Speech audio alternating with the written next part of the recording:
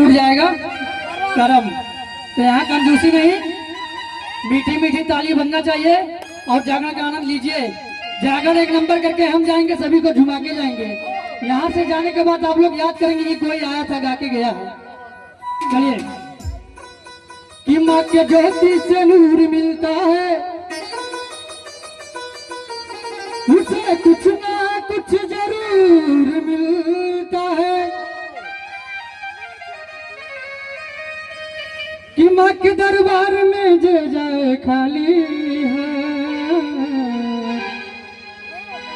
उसे कुछ ना कुछ जरूर मिलता है।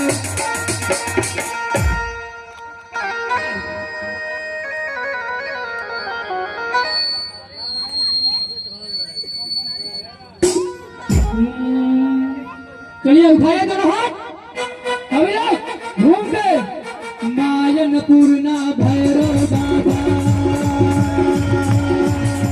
मायन पूर्णा भैरव